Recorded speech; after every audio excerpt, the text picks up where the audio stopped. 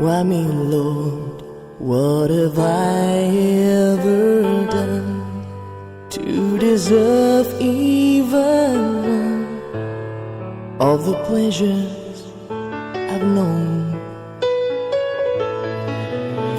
Tell me, Lord, what did I ever do that was worth loving you? All the kindness you shown. Lord, help me, Jesus, I've wasted it. So help me, Jesus, I know what I am. Now that I know that I needed you, so help me, Jesus, my soul's in your hands. Tell me, Lord, if you think there's a way I can try to repay all I've taken from you. Then maybe, Lord, I can show someone else what I've been through myself on my way back to you. Lord, help me, Jesus, I've wasted it. So help me, Jesus, I know what I am. Now that I know that I needed you, so help me, Jesus, my soul's in your hands. Lord, help me, Jesus, I've wasted it. So help me, Jesus, I know what I am. Now that I know that I needed you, so help me, Jesus, my soul's in your hands. Jesus, my soul's in your hands.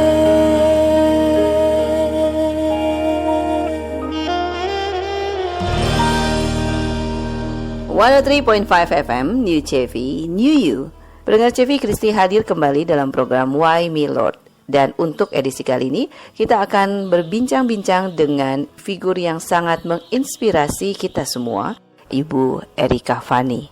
Sebagai pejuang kanker yang mendapatkan kesempatan hidup kedua, Ibu Erika juga sebagai founder Indonesia Christian Cancer Community. Pada tahun 2016, Ibu Erika didiagnosa dengan kanker rahim yang menyebar ke kedua indung telur, kelenjar getah bening, serviks, dan juga paru-paru. Tahun 2018, kemudian relapse kanker jenis baru dan langka, tumbuh lagi di payudara sebelah kiri dan menyebar ke kelenjar getah bening. Kita akan dengarkan kesaksiannya.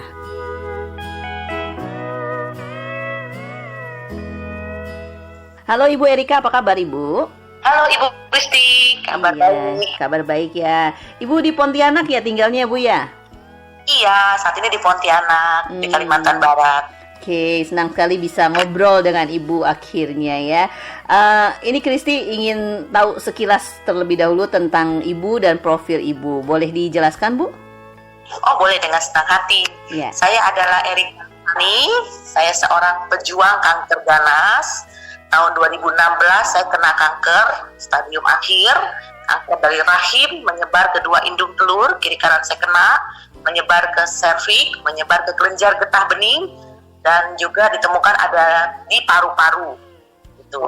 Terus saya juga udah nggak punya pedu, menjalankan ya berbagai operasi, terapi. Nah, terus 2018 saya dihajar lagi jenis kanker yang baru, ini jarang terjadi. Biasanya metas, penyebaran dari serviks atau dari yang lama, tetapi ini jenis yang baru.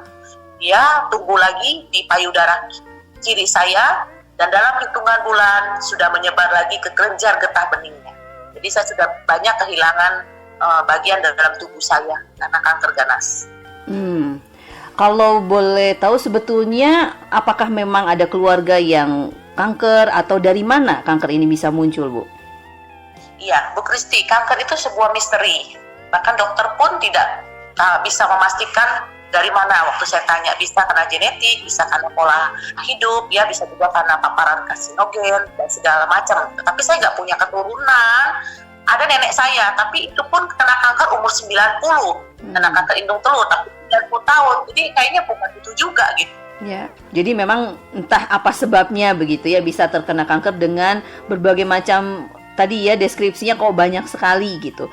Pada saat pertama kali dokter mendiagnosa kena kanker begitu, apa yang Ibu rasakan? Iya, saya waktu 2016 itu kan mengalami pendarahan hebat, sangat hebat. Sampai saya ingat sekali pendarahan itu sampai kayak air yang ngalir itu sampai di kaki saya turun ke lantai, bahkan saya harus ngepel darah saya sendiri ya. Itu nggak mudah. Nah, waktu dokter melakukan biopsi dan dokter bilang minggu depan hasilnya keluar. Ternyata minggu depan itu bukan hasilnya keluar, dokternya meninggal dunia, gitu kan. Saya juga terkejut, kan? Karena sebelum bilang ini saya curiga kamu kena kanker ganas, gitu. Nah, waktu saya mendapatkan hasil 1 minggu kemudian memang positif saya kena kanker ganas. Dan itu seperti kilat di siang hari yang menyambar dan sangat amat terkejut. Boleh tahu umur Ibu sekarang berapa, Bu? Saya kena kanker usia 40. Saya kira saya sudah habis, saya sudah tamat gitu ya. Karena dokter bilang saya tinggal hitungan hari. Wow. Kalau saya tidak cepat, bahkan saya duduk di kursi dorong ya, guling-guling kesakitan yang luar biasa sakitnya. Ya itu saya rasa saya sudah lewat. Tetapi Tuhan kasih saya hidup sampai hari ini. Jadi sekarang saya usia 44 tahun. Oh, oke. Dan dari 40 tahun sampai ke sekarang ini kankernya bertambah, kemudian bahkan ada jenis kanker yang lain gitu ya, Bu ya? Ya, seharusnya kan hitungannya 5 tahun saya nggak boleh kambuh ya. Okay. Tapi ternyata hanya waktu 2 tahun saya relapse lagi. Jadi saya belum 5 tahun dan 2 kali saya dihajar jenis kanker yang baru. Ini langka. Dokter bilang jarang sekali terjadi. Seperti itu. Tadi sempat juga Ibu sampaikan Ibu sudah tidak punya empedu begitu. Berapa kali operasi sampai dengan hari ini, Bu? Kalau seluruh hidup saya nih Bu Kristi, seluruh hidup saya sudah 7 kali operasi. Berapa 7 kali? Ya, 7 kali. Wow. Dan operasinya besar itu? Iya, operasi besar termasuk melahirkan. Ya itulah kalau dihitung secara total ya. Ya. Tapi untuk kankernya saja saya sudah menjalankan operasi itu 3 kali. Oke. Di luar itu ada pengobatan apa lagi? Seperti kemo mungkin? Saya sih kemarin itu pengangkatan operasi, termasuk masektomi radikal ya. Masektomi radikal, angkat semua gitu ya. Ada bagian yang nggak bisa, harus menjalankan radiasi dan harus kemo. Tapi kalau saya sendiri, tapi saya tidak menganjurkan sahabat pendengar ya, karena pengobatan itu penting sekali. Pengobatan itu sangat penting. Tapi saya memutuskan tidak kemoterapi dan berhenti radiasi. Apa? Seharusnya saya harus menjalankan 25 radiasi dan 2 radiasi dalam ya karena kanker yang 2016. Tapi saya dihajar bertubi-tubi. Jadi ekonomi kami kacau balau, anak kami berantakan, rumah tangga kami berantakan, saya duduk di kursi dorong. Di saat yang bersamaan papa saya meninggal dunia, papa mertua meninggal dunia, itu bertubi-tubi ya. Saya dibuat di dalam titik minus dalam hidup, sangat minus, miskin, sakit, benar-benar terasa apa ya di titik hidup yang paling rendah itu. Tapi itulah yang menjadi titik hidup saya sampai hari ini. Ya, pasti sangat berat sekali ya kalau mendengarkan cerita dari Ibu betapa betul-betul hidup ini kok rasanya sudah fisik sakit, kemudian situasi finansial juga begitu ya yang terdampak, kemudian orang tua ataupun juga papa mertua meninggal gitu, pasti akan sangat-sangat berat sekali. Tapi Apa yang dilakukan oleh pasangan ibu ataupun keluarga ibu ketika tahu ibu dalam kondisi seperti itu? Iya, saya waktu tahu kanker ini kan langsung berangkat ya untuk berobat dengan suami dan anak yang paling kecil umur 5 tahun. Oh. Dalam waktu dekat ini kami terbitkan buku. Anak kami yang kecil namanya Mei Ai, dia akan terbitkan buku judulnya Mei Ai. Kisah seorang caregiver mendampingi mama yang tengah berjuang dalam kanker ganas. Wow. Di situ nanti dia akan juga ya. Nah, saya sih melihat memang peranan caregiver, pendamping keluarga itu penting sekali, karena satu orang menderita sakit, satu keluarga itu semua ikut sakit dan nggak mudah. Saya juga nggak bisa bertemu dengan anak-anak dipaksa untuk mandiri. Itu usia mereka 14, yang nomor 1, yang nomor 2 12, nomor 3 5 tahun. Ya, jadi itu dipaksa mandiri, mereka harus berjuang sendiri, nggak ada keluarga, saudara waktu itu ya 2016. Jadi ditinggalkan dalam waktu yang cukup lama gitu, karena papahnya mendampingi mamanya ya lakukan pengobatan. Gimana kasih pengertian sama anak gitu bahwa mamanya sakit dan sakit sesuatu yang memang nggak ringan gitu? Mereka ngerti ya, karena saya kan cerita apa adanya kepada mereka, masuk yang paling besar. WA saya di kota yang berbeda, saya di negara yang berbeda, dia bilang mama bisa sembuh, itu pertanyaan dalam. Dan saya waktu itu hanya bisa nangis karena saya nggak bisa jawab. Karena dokter sudah acungkan terbalik, dokter sudah angkat tangan gitu kan, karena kanker saya ini dokter sih bilang itu kanker kelenjar yang cepat sekali penyebarannya. Pisau gunting pun kalau salah itu cipratan kelenjar, kata dokter sih begitu. Itu bisa cepat berpanas. Nah itu. Dan justru kekuatan saya ya keluarga ya, anak-anak waktu itu yang sangat mendukung. Itu yang memberikan kekuatan untuk menghadapi kanker yang sakitnya Bu Kristi. Waduh, pasti ya. Itu saya sampai angkat tarik rambutan, kesakitan ya luar biasa. Tapi dokter juga bahkan sudah memvonis ini nggak akan lama gitu ya Bu ya? Iya, dia bilang begitu. Jadi ya memang karena saya juga mendapati diri saya ibu nggak berdaya banget Bu Kristi dalam kondisi yang susah. Tetapi justru dalam hidup yang terendah di kanker itu, yang dibilangnya tidak ada harapan buat saya ya, apa semua habis-habisan. Justru saya berjumpa dengan Tuhan. Itulah menjadi titik balik hidup saya. Berjumpa dengan Tuhan. Nah, saya seorang orang tua saya pengikut Kristen yang kuat, anak pendeta, saya seorang pendeta. Tapi perjumpaan pribadi dengan Tuhan itu yang mengubah hidup saya sekarang berputar balik. Dan di kanker itu saya mendapatkan visi hidup. Bagi saya mendapatkan Tuhan itu jauh lebih berharga daripada mukjizat. Jadi waktu 2016 saya udah lemas sekali karena menjalankan sebagai pengobatan, operasi yang terus dihajar dalam tubuh. Berita masuk, papa mertua meninggal, saya makin ambruk. Saya ingat sekali, saya dari kamar ke kamar mandi, itu saya pingsan di kamar mandi, kepala saya di tempat kloset itu buang air itu loh. Waduh. Ya, itu saya balik lagi ke kamar, saya pingsan lagi, saya nggak sadar tuh saya dalam kondisi begitu. Papa meninggal, saya dilarikan ke rumah sakit waktu di rumah duka karena muka sudah pucat sekali, hampir nggak bisa terima cairan infus. Saya ingat sekali suster nanti untuk nusuk-nusuk tangan bagian tubuh saya sudah lemas sekali. Setelah terima cairan infus, saya mengikuti upacara kebaktian penghiburan. Saya datang dengan kursi dorong, suami saya yang dorongin. Saya bilang saya kehilangan banyak, saya sudah kehilangan kesehatan saya kehilangan organ-organ tubuh saya kehilangan keutuhan rumah tangga, saya kehilangan ekonomi kami, saya kehilangan orang yang saya kasihi, satu-satunya papa. Yang kenapa papa lebih cepat pergi saat saya masih berjuang dalam kanker ganas. Tetapi waktu itu ya, saya sudah kehilangan banyak. Dengan iman saya berkata, bagi saya Tuhan memberikan saya mukjizat atau Tuhan tidak memberikan saya mukjizat, Dia tetap Yesus dan saya tetap ikut Dia sampai saya mati. Orang dalam kondisi sehat ya, biasanya tidak mensyukuri kesehatannya karena berasa bahwa ya ini satu hal yang saya terima setiap hari gitu. Pada saat orang sakit, orang baru akan bersyukur untuk kondisi sehat yang dia tidak pernah syukuri gitu, Bu. Nah, ini Ibu dalam kondisi sakit, dalam kondisi keluarga yang ada yang meninggal begitu, bahkan papa yang orang yang terdekat gitu ya. Gimana Ibu bisa menguatkan diri Ibu sendiri gitu? Saya nggak akan kuat, Ibu, kalau hanya berdasarkan kekuatan saya. Justru karena di kanker itulah titik balik hidup saya mendapatkan Tuhan. Dan Dia itu nyata. Benar-benar dalam hidup saya, sesuatu yang berharga. Sehingga ada yang tanya ke saya, Bu Kristi, kalau hidup boleh diputar kembali, Bu Erika, saya tahu hidup nggak mungkin lah diputar kembali.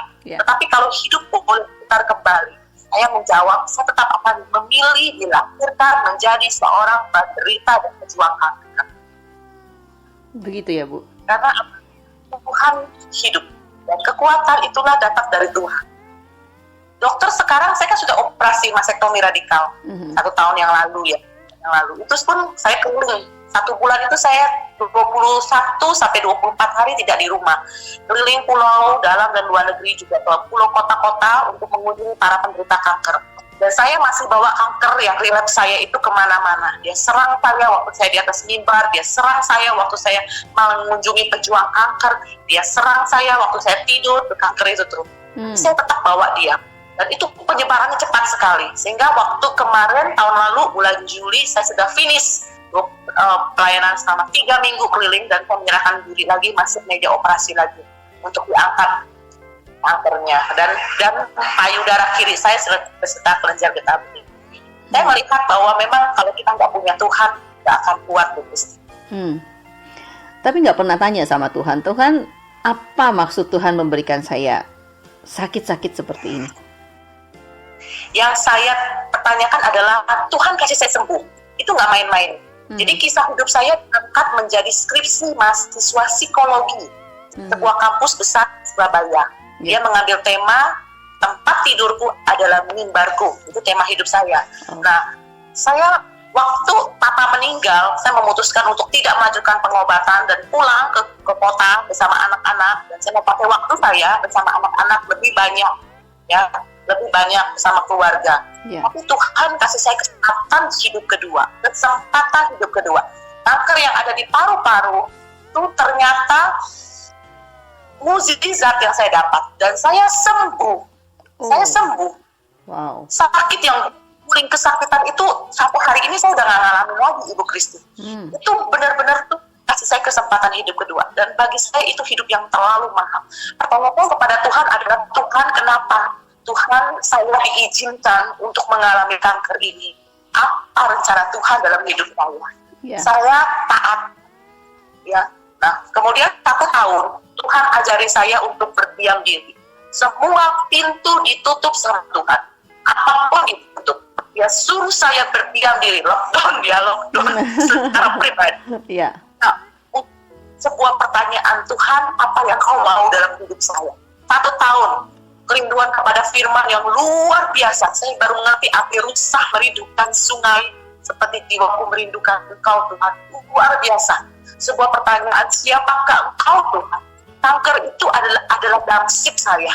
Ya, kanker itu sebuah damsik saya untuk berjumpa dengan Tuhan yang hidup.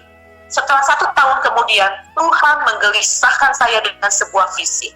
Aku datang untuk mencari dan menyelamatkan yang hilang. Saya bilang dalam sujud saya kepada Tuhan, siapa itu Tuhan? Dia menjawab, si bungsu dan si sulung. Saya katakan kepada dia dalam doa saya, Tuhan, ini saya, utus saya untuk kedua kalinya. Tapi saya nangis waktu itu, Bu Kristi. Saya bilang sama Tuhan, kenapa Tuhan berikan saya sebuah visi pada waktu saya sudah tidak seperti dulu. Kondisi saya sudah nggak bisa seperti dulu. Saya udah nggak bisa ngangkat barang lebih dari 2 kilo. Saya muda juga, ya. Dan bahkan waktu itu saya sempat lupa ingatan itu karena dosis obat ya, yang terlalu tinggi, ya. Dan itu kondisi saya tidak mudah. Saya sampai nangis di hadapan Tuhan. Organ tubuh saya sudah nggak lengkap, begitu saya sudah cacat, gitu ya. Kenapa Tuhan pilih saya, gitu? Tapi satu firman yang kuat sekali, bukan kamu yang memilih aku, tapi aku yang memilih kamu untuk hidup bagi dia. Itulah yang membuat saya mendapatkan sebuah visi IC3, Indonesia Christian Cancer Community.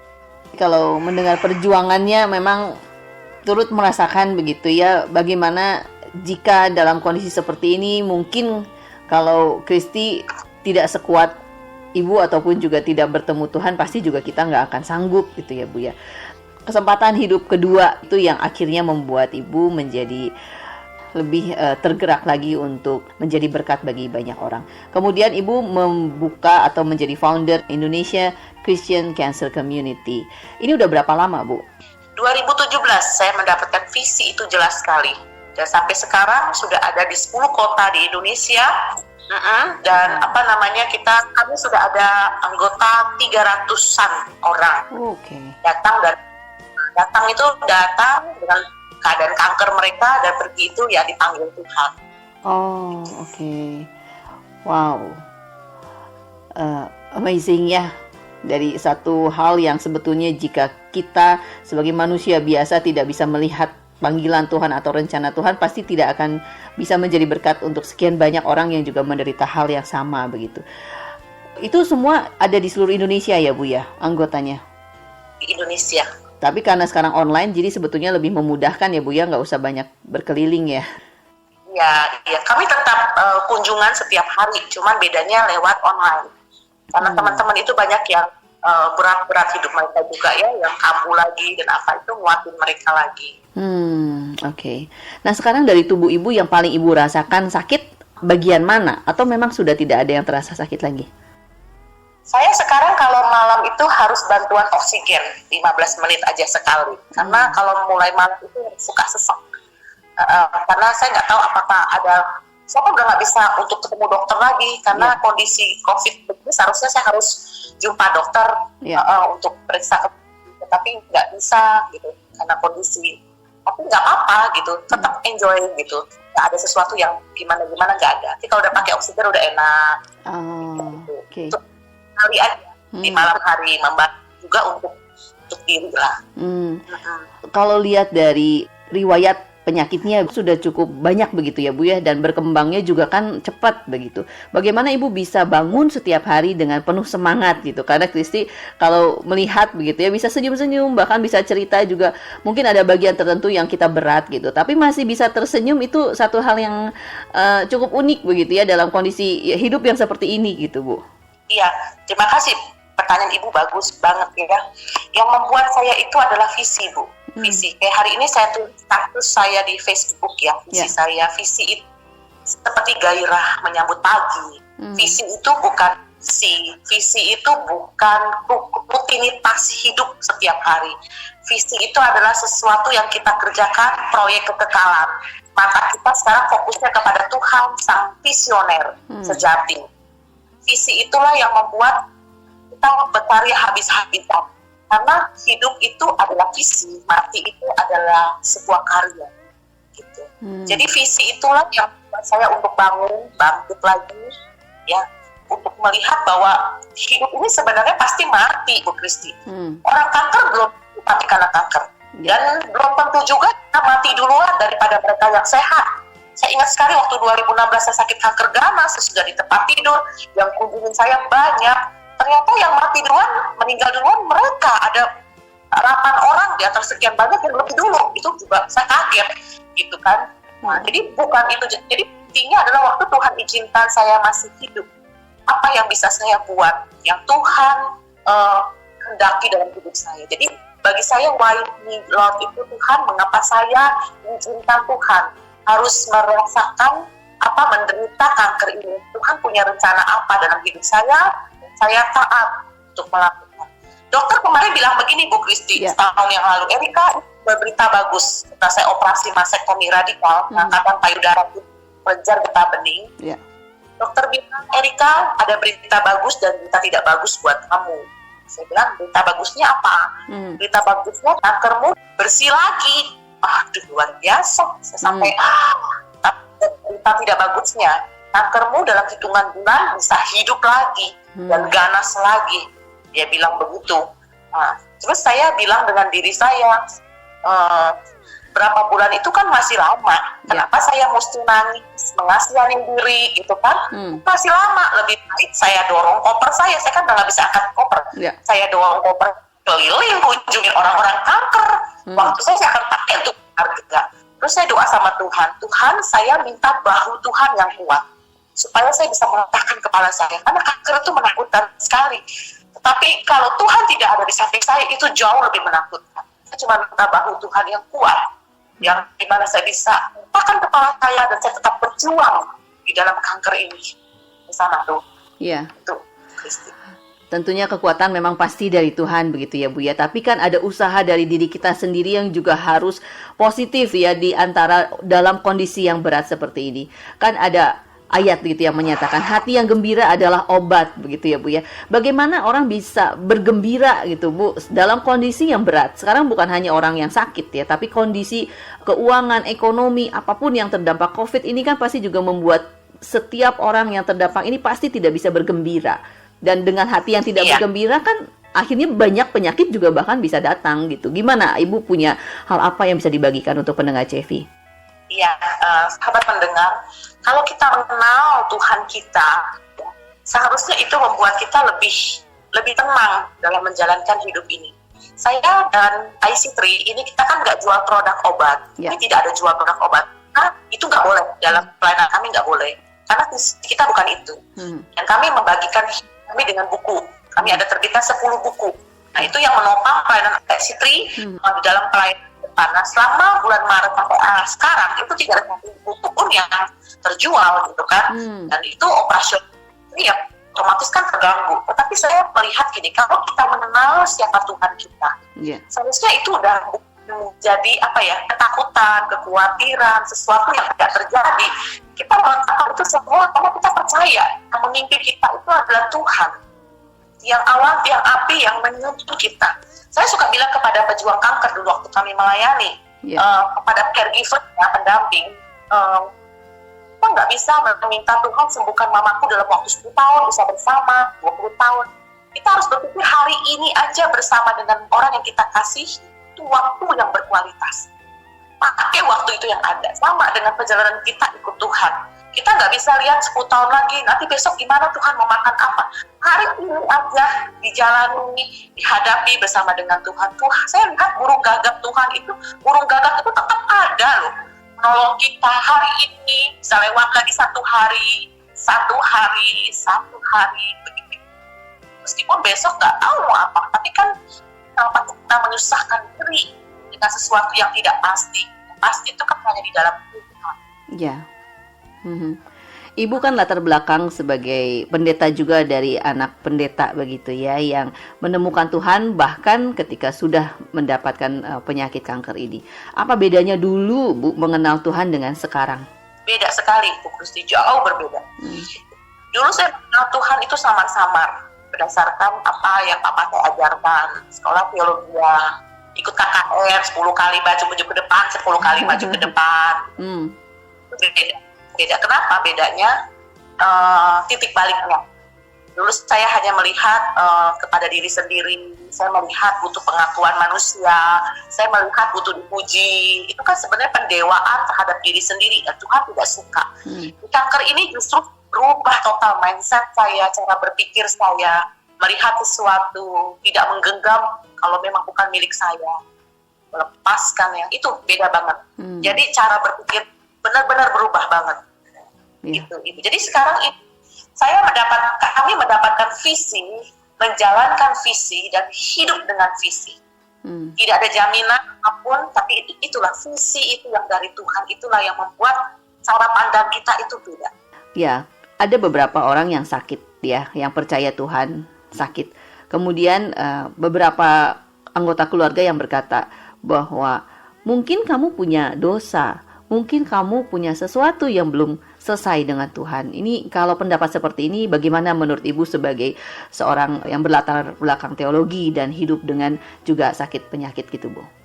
Saya waktu sakit itu Bu Kristi sama, yang datang ke saya juga bilang begitu. Bahkan ada yang mendoakan saya untuk pulang, meninggal dunia juga udah ada. Wow. Iya, ada gitu. Ah, Saya sih tetap ya nggak apa-apa gitu. Siapa sih manusia yang nggak punya dosa, gitu Ya, kan? betul. Kalau Tuhan bilang kita sakit, berarti ini sebuah Tuhan tuh sayang sama kita. Sakit kanker itu sebuah persimpangan jalan yang mungkin saya sudah tersesat atau mungkin saya salah langkah. Di kanker itu justru saya di persimpangan untuk berhenti sebentar melihat ke atas. Itu Tuhan. Tuhan mau apa? Ada dua pilihan. Yaitu pertama, pilihan saya marah sama Tuhan. Akhirnya saya meninggalkan Tuhan. Ada Bu Kristi, nggak semua orang sakit cepat ketemu Tuhan, enggak loh. Iya. Meninggalkan Tuhan akhir hidupnya. Atau yang kedua, yaitu dia salah jalan. Dia tetap merasa itu paling benar dan tetap hidup di situ. Iya. Ya, tapi kalau saya di antara dua itu saya memilih yang ketiga. Itu saya kembali kepada Tuhan. Saya mengenal siapa Tuhan saya. Jadi kalau orang bilang karena dosa segala macam itu kan penghakiman manusia. Iya. Tapi mungkin aja benar. Tapi mungkin juga Tuhan sedang menitipkan suatu visi khusus. Nah, kita nggak tahu loh Bu Kristi. Visi khusus dia. Kalau saya nggak menghadapi kanker, saya nggak bisa melayani orang kanker. Selama saya 18 tahun sebagai ibu gembala di gereja melayani, saya hanya bisa melayani hanya doa saja, tetapi kan nggak masuk ke dalam sisi hidup yang paling dasar yang dirasakan oleh orang yang mengalami terminal illness. Jadi ada apa Tuhan kamu yang Tuhan titipkan kepada saya? Jadi sakit penyakit ini bukan kutukan begitu ya Bu ya? Kutukan itu kan Tuhan bisa ubah, ya. Jadi saya tetap melihat setiap hal gini, hidup kita ini semua tuh kan berjalan baik-baik saja. Tiba-tiba terjadi sesuatu yang ekstrim, saya ini ekstrim loh, Ya. radikal gitu, maksudnya tiba-tiba dihajar gitu. Itu sebenarnya kita lebih peka, Tuhan ada maksud apa, ada rencana apa.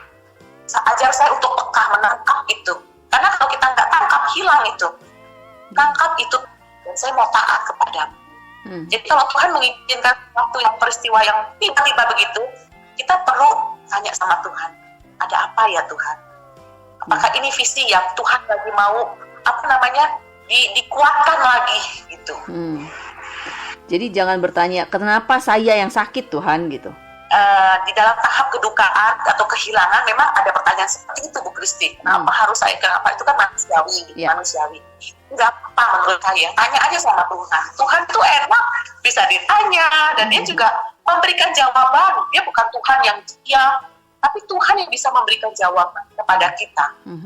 Di mana itu? Alkitab. Alkitab itulah membuat kita memahami maunya Tuhan dalam hidup kita.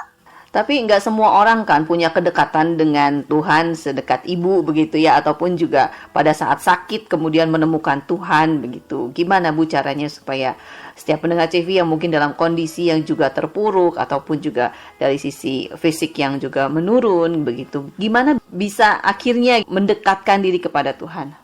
Terima kasih Bu Kristi, pertanyaannya bagus sekali. Sahabat sekalian, Tuhan itu tidak akan tinggal kita sendirian. Waktu sakit itu tidak ditinggalkan sendirian. Tuhan itu sebenarnya sudah mengutus orang-orangnya sekitar yang Tuhan izinkan ya untuk berada di samping kita. Saya ingat sekali sebelum saya kena kanker ganas, Tuhan sudah utus beberapa orang untuk ketemu saya, untuk ngomong sama saya, untuk mengembalikan saya kepada konsep hidup yang kembali ke jalan Tuhan. Ya, yaitu apa? Mendapatkan visi Tuhan, ya, mengenal Dia sungguh-sungguh. Nah, waktu saya dihajar kanker ganas, saya terpuruk sekali pada titik nol dalam hidup. Tuhan bisa mengutus orang lain datang kepada saya secara pribadi, dan itu kalimat masuk ke dalam diri saya. Jadi Tuhan bisa memakai banyak cara, karena Dia Tuhan yang luar biasa untuk membawa kita kembali kepada Tuhan. Maka itu dibutuhkan kepekaan iman, kepekaan rohani kita, untuk menangkap apa yang Tuhan mau dalam hidup kita. Kemudian yang kedua, Alkitab banyak sekali berbicara. Saya ingat sekali membaca Alkitab itu seperti ada yang terbuka mata saya. Melihat Tuhan ini sangat indah sekali. Saya baca Alkitab aja sampai sekarang Bu Kristi bisa nangis. Tuhan itu berbicara dalam sekali pribadi kepada saya. Kalau misalkan ada pendengar CV yang dalam kondisi seperti ini, tapi dia mungkin apakah ditinggalkan keluarganya atau mungkin tidak ada keluarganya yang peduli begitu Bu, gimana Bu? Iya, memang tidak mudah. Kami juga melayani orang yang orang cancer, pejuang kanker yang seperti itu juga gitu ya. Tidak merasa sendiri, merasa apa, tapi ingat Tuhan tidak pernah tinggalkan kita. Banyak penderita kanker itu menutup diri, dia takut sekali orang tahu penyakitnya. Saya melayani orang kanker tahun 2016, 2017 itu seperti cari jarum di jerami. Banyak yang tidak mau cerita tentang dirinya. Karena apa? Itu pelan manusia, penghakiman manusia, belum lagi manusia lebih pintar gitu daripada dokter, nggak boleh makan ini itu. Jadi kita tuh susah sekali, udah kanker sakit tambah sakit gitu ya. Belum lagi mereka ngomong itu yang di belakang kita yang kita nggak enak, nggak nyaman gitu kan. Nah, tetapi saya sih melihat apa ya, ayo kita belajar apa ya, dalam hidup kita tuh salah satunya kita belajar bertemu orang ya. Kita punya orang yang kita percaya untuk cerita, kita cari komunitas yang saling mendukung. Maka itu IC3 adalah sebuah komunitas Kristen para pejuang kanker, dari ujung rambut sampai ujung kaki, semua kanker-kanker itu ada dalam komunitas kami.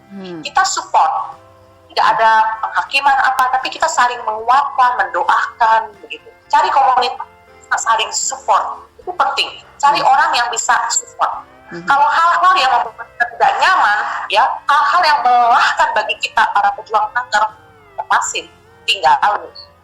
Begitu. Kenapa? Hidup ini berharga, hidup ini mahal.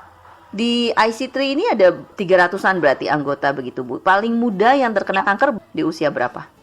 Yang paling muda kemarin itu umur 12 tahun, 14 tahun. 14 tahun. Kena kanker apa? 14 tahun. Sudah berpulang, dia kena kanker otot ya. Sudah berpulang, nih luar biasa. Itulah apa namanya, iman yang hidup. Iman itulah menjadi saksi hidup Tuhan. Walaupun kita suatu saat mati, tetapi kita meninggalkan sebuah apa iman yang hidup, yang tidak akan pernah bisa mati. Karena hidup yang layak dihidupi adalah hidup yang sudah diuji. Ya. Sebagai orang-orang sekitar misalkan ada keluarga yang menderita ataupun didiagnosa kanker, dukungan seperti apa yang harus kita berikan? Karena terkadang seperti tadi yang Ibu sampaikan ya, ada bahkan yang menghakimi, ada bahkan yang tidak mendukung dalam arti secara tindakan ataupun verbal, bahkan lebih membuat penderita ini terpuruk begitu Bu. Apa yang tidak boleh dilakukan oleh orang-orang di sekitar gitu, dan apa yang harus dilakukan? Iya, untuk orang-orang ya, bukan caregiver ya? Ya, bukan. Bukan orang di rumah.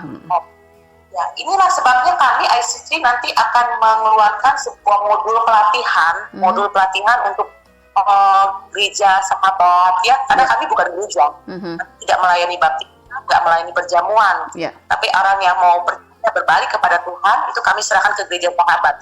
Nah, kami akan mengeluarkan modul untuk pelatihan. Jadi apa yang harus dilakukan dalam kunjungan, dalam kunjung pelayanan pastoral, apa yang tidak perlu dilakukan, itu nanti kami akan lakukan sih. Tapi satu kata yang sebenarnya nggak boleh itu kata ini, sabar ya.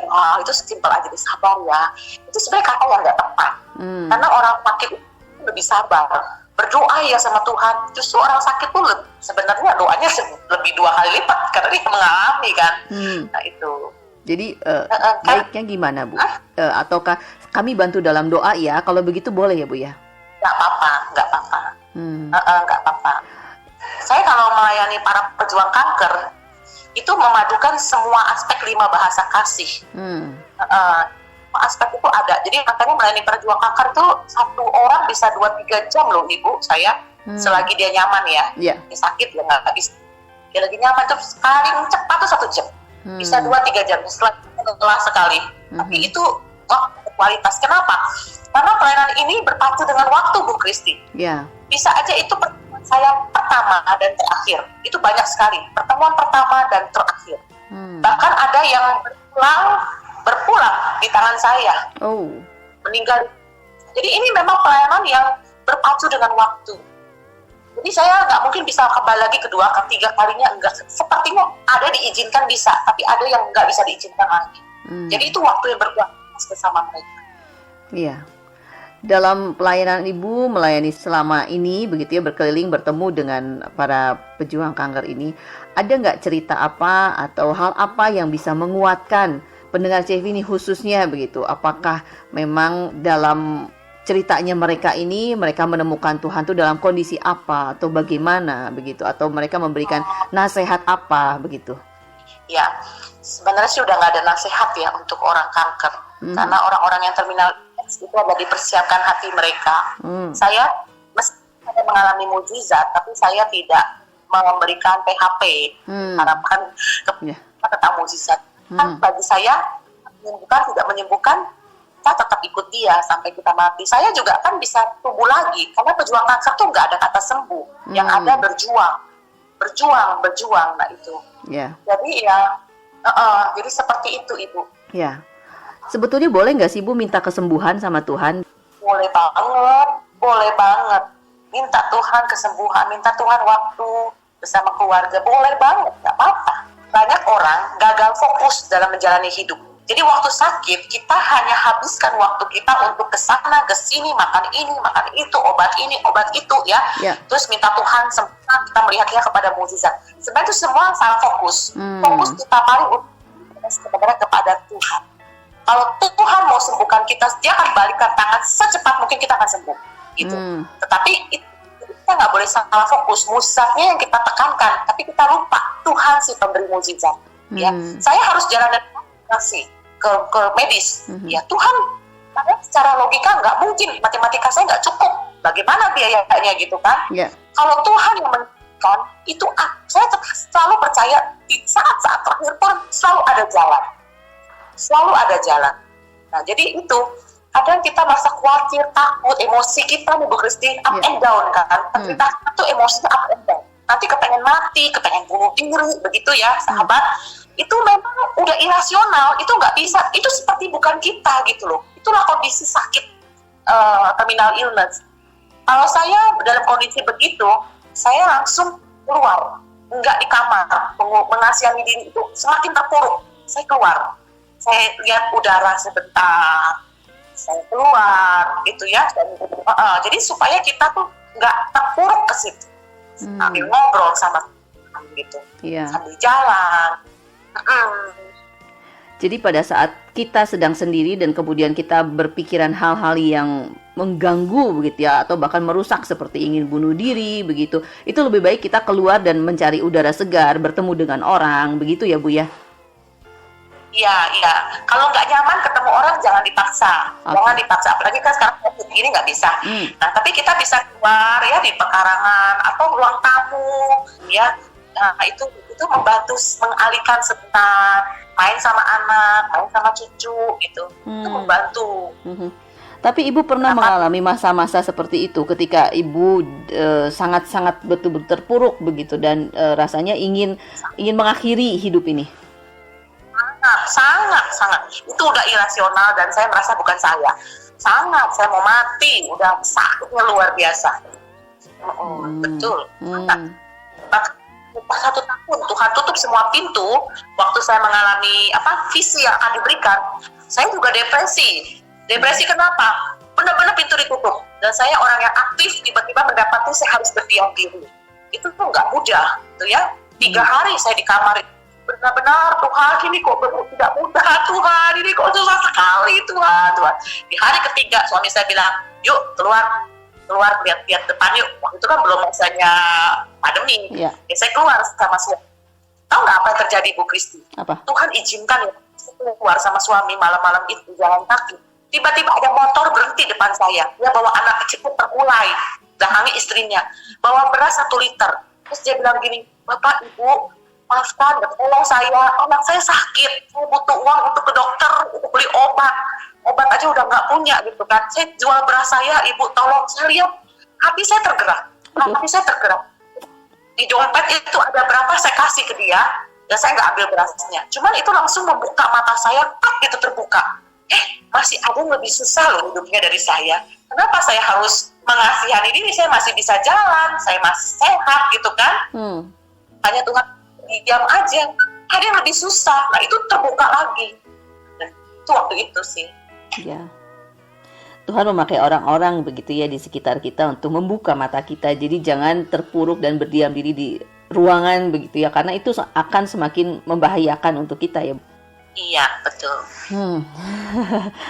Ini mendengarkan ceritanya juga berat gitu Bu, membayangkannya juga seperti itu. Tapi kan ya memang hidup ya seperti itu ya Bu ya. Ada yang sakit, ada yang bahkan lebih sakit begitu, ada yang sedih, lebih sedih lagi. Tapi kita kadang berfokusnya kepada diri kita sendiri dan berpikir bahwa kita tuh yang paling menderita begitu. Padahal dengan begitu kita tidak akan menjadi berkat begitu ya Bu ya. Iya. Bukan hanya orang sakit sih, siapapun dalam hidup kita, keterpurukan ekonomi, sebenarnya kita itu adalah saksi Tuhan, ya, di dalam keadaan begini. Nah, kami ada terbitkan buku, judulnya Pengharapan Kala Tiada Pengharapan, terbitan IC3. Ini penulis-penulisnya sudah berdua orang berpulang, itu juga ajaib. Dia dalam keadaan kanker kulit, ya, sudah berat sekali. Waktu saya datang ke dia, ayo kita bikin saksi hidup. Jadi ini buku ini sebuah legacy, warisan iman ya. Meskipun kita suatu saat, tapi buku ini karya kita tetap ada. Dan selesai. Ada lagi satu penulis sudah sempat hilang itu mesinnya gitu ya, terus hidup lagi. Nah terus dia, saya nunggu Bu Erika, saya ingat dia banget dia ngomong gitu. Ayo nulis. Nah dia dalam keadaan di ICU itu rumah sakit berat sekali, masih pakai oksigen, kanker paru. Karyanya masuk, orangnya udah nggak ada, tapi bagus banget tulisannya, dan itu banyak menginspirasi. Ini udah cetakan kedua dalam dan luar negeri. Mereka yang membaca itu sangat diberkati. Kisah hidup saya juga ada di situ. Saya ingat banget waktu saya pergi ke satu kota, ya waktu saya kesaksian bilang ini Bu Erika ya, Pengharapan Kala Tiada Pengharapan. Iya, ternyata buku saya nyampe duluan sebelum dia kenal saya. Gitu. Tapi memang sangat berkualitas untuk iman yang hidup, bukan untuk orang kanker, tapi orang-orang yang sehat. Caregiver ini penting. Mendampingimu seumur hidup, ini terbitan dari Reform ya, dengan IC3 kita kolaborasi. Oke. Dari total buku-buku ataupun karya-karya yang dikeluarkan ada berapa banyak Bu? Saat ini udah 10 buku, ya? Tapi ada yang sudah nggak cetakan lagi. Ada juga yang sudah masuk lagi 2 buku lagi. Yang tadi saya bilang, Giver seorang anak usia 5 tahun ya, namanya Meai, biografi Erika Fani. Jadi seluruh hidup saya Bu Kristi, ya itulah seluruh saya ya kegagalan segala macam saya tuang dalam buku itu, mendapatkan visi karena saya sudah selesai dengan hidup saya yang lama dan fokusnya sekarang new normal itu adalah seharusnya bukannya pandemi, tetapi kita yang kenal Tuhan bertobat itu seharusnya new normal. Hidupku yang dulu bukan sekarang adalah Kristus yang hidup dalam hidupku. Nah itu seharusnya seperti. Nah itu buku biografi Erika sedang dalam pengerjaan. Nanti kalau sudah itu semua keuntungan dari buku biografi Erika itu kami akan membuat sebuah visi di Kalimantan Barat. Visi sudah ada. Kita akan jalankan di sini. Bagaimana kalau ada pendengar CV yang ingin mencari buku tersebut, ingin membeli buku tersebut, di mana bisa lihatnya Bu? Oh iya, kalau mau mendapatkan boleh, atau mau konseling juga boleh. Atau memang Anda adalah seorang kanker, penderita kanker, merasa hidup begitu berat, boleh ya hubungi saya Erika Fani di 0812 360 74948. Oke, 0812 360 74948. IG saya Indonesia Christian Cancer _IC3 itu ada. Oke. Bu, tadi belum sempat dibahas mengenai 5 aspek bahasa kasih yang bisa dilakukan oleh kita pendengar CV agar kita bisa lebih turut setidaknya memberikan dukungan kepada para penderita kanker. Ya, saya melayani para penderita kanker itu saya nggak tahu ternyata saya sudah memadukan 5 bahasa kasih itu. Saya nggak ngerti sampai kemarin itu kan kami sekarang sudah ada IC3 Seminar Community. Jadi bukan hanya orang kanker sekarang di dalam grup kami, tapi udah luas dengan Dr. Maria Arganita Saragi, Pendeta Arianto, Pendeta Erika Fani, Penginjil Herianto. Kita sudah ada namanya IC3 Seminar Community. Jadi ini untuk orang di luar sana yang membutuhkan kekuatan hidup yang patah hati, keluarga yang berantakan. Jadi semakin luas lagi, gitu ya. Nah kita sudah ada wadahnya. Nah itu. Jadi saya waktu kemarin dijabarkan lebih dalam banget tuh ya. Oh ternyata selama ini yang kan sudah memadukan semua. Kenapa? Kami punya kualitas waktu berharga bersama kanker ya, dengan kanker. Satu orang bisa layani 1-3 jam loh. Kristi itu luar. Juga bahasa kasihnya dengan bentuk pemberian. Jadi waktu kami kunjungi mereka, tangan kami pun tidak kosong. Mereka mau apa saya bawain. Saya pernah ingat sekali, kami bawain, waktu itu tergerak sekali bawain anggur. Itu ingat sekali, saya beli anggur hitam. Ya. Tahu nggak Ibu? Saya sampai ke orang sakit, dia nangis waktu lihat anggur itu. Dia bilang, Ibu tahu nggak, 3 hari saya berdoa sama Tuhan minta anggur hitam. Aduh, saya sampai. Dan dia makan anggur itu benar-benar dengan nangis gitu. Kasih Tuhan, aku mau anggur hitam. Ya, karena dia tahu gitu kan. Yeah. Jadi seperti itu. Melayani Tuhan, dia butuh apa? Tolong saya peka. Juga dengan yang kata-kata penguatan. Jadi bukan kata-kata hakiman, tetapi kata-kata penguatan. Didengarkan. Tuhan waktu waktu berkualitas didengarkan. Dia mau kanker itu, orang sakit itu mau didengarkan cerita apa gitu. Iya. Jadi nanti kalau misalkan ada pendengar CV yang ingin mendapatkan buku-buku yang sudah diterbitkan ataupun ingin berkonsultasi atau ingin bertanya atau ingin mendapatkan dukungan, silakan boleh menghubungi nomor telepon tadi, nomor telepon Ibu itu langsung ya Bu ya. Atau mau mendukung pelayanan kami juga boleh. Karena semua ini untuk visi Tri. Kami adalah di bawah yayasan Satu Visi Bagi Indonesia. Boleh nggak Ibu saya kasih nomor rekening yayasan? Boleh, silakan Bu. Boleh ya? Ya. Yayasan Satu Visi Bagi Indonesia itu di bawahnya ada IC3 di nomor BNI 07928188819. Sekali lagi boleh diulang Bu? Boleh. Yayasan Satu Visi Bagi Indonesia di BNI 07928188819. Berbahagialah orang yang memberitakan Injil.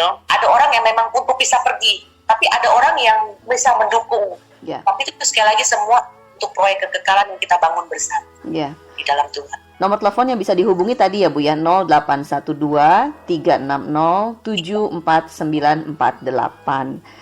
Terima kasih banyak ya Bu ya untuk ceritanya Ibu, kesaksiannya Ibu, dan apa yang sudah Ibu lakukan dalam pelayanan Ibu bersama teman-teman yang lain. Dan semoga memang setiap kita mendapatkan momen perjumpaan khusus dengan Yesus begitu ya Bu ya, dalam keadaan apapun. Bukan hanya mengenal Yesus dari firman-Nya saja, tapi secara pribadi. Hal lain yang Ibu mau sampaikan untuk pendengar CV yang mungkin sedang dalam masa-masa berat dalam hidupnya begitu Bu, apa Bu? Ya, para pendengar yang dikasihi ya, ketika hidup terasa sulit, ingat kita masih punya Tuhan. Mas Murni masuk dapur pelaburan api, keluar tetap Mas Murni. Jadi tetap berjuang sampai garis akhir, finishing well.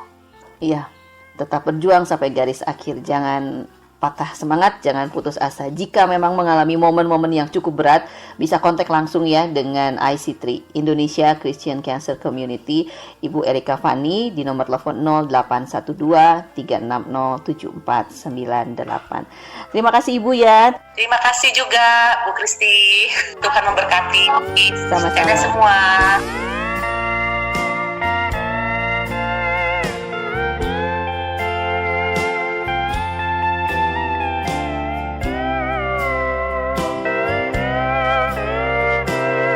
Ya, itu tadi pendengar CV, perbincangan saya dengan Ibu Erika Fani. Dan tentunya memang hidup setiap kita punya cerita yang berbeda. Bagi Anda yang punya kesaksian lain dan Anda ingin membagikan kesaksian Anda agar bisa menjadi berkat untuk pendengar CV, silakan Anda boleh menghubungi Radio CV, Facebook CV, ataupun juga Instagram CV. Kristi berterima kasih untuk Anda yang sudah menyimak program Why Me Lord dari awal hingga akhir. Kristi akan kembali dalam program yang sama hari Minggu pukul 6 sampai pukul 7 malam. May the good Lord bless and keep you.